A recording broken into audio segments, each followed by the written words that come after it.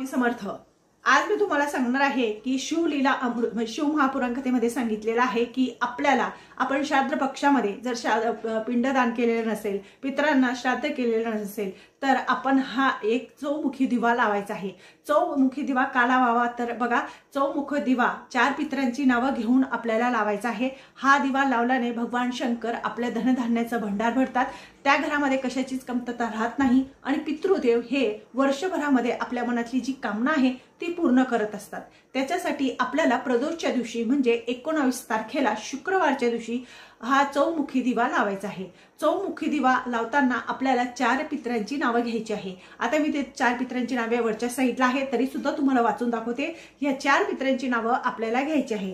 4 पितरांची नावं आहे, पहिलं आहे अग्निसुधा पित्र, दुसरं आहे वृषभ पित्र, तिसरं आहे भाग्य पित्र, चौथा आहे सोमपती पित्र आणि ते पितरांचे नावे घ्यायचे आणि चौमुखी दिवा प्रज्वलित करताना आपल्याला त्याला नमस्कार करायचा आहे।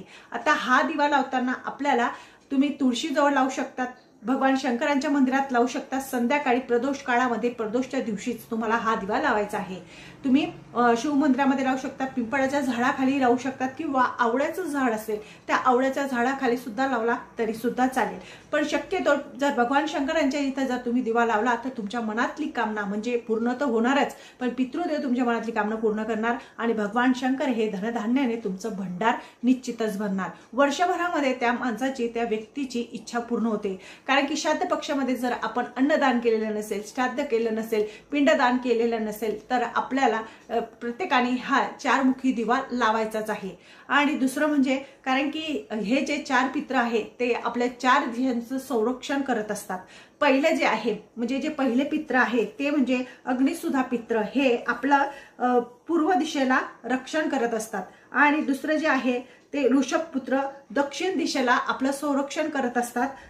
तिसरे जे पित्र आहे भाग्य पित्र ते आपलं पश्चिम दिशेला आपलं संरक्षण करत असतात आणि जे चौथे पित्र आहे ते म्हणजे सोमपित्र हे उत्तर दिशेला आपलं संरक्षण करत असतात। म्हणून आपल्याला हा चौमुखी दिवा 19 तारखेला शुक्रवारच्या दिवशी आवर्जून लावायचा आहे। मनातली कामना पूर्ण होते आणि धनधान्याचं भंडार भरतो आणि भगवान शिवाचा आशीर्वाद आणि पितरांचा आशीर्वाद सदैव आपल्या घरावर राहतो। माझं चॅनल आवडत असेल लाईक करा, सबस्क्राईब करा। श्री स्वामी समर्थ।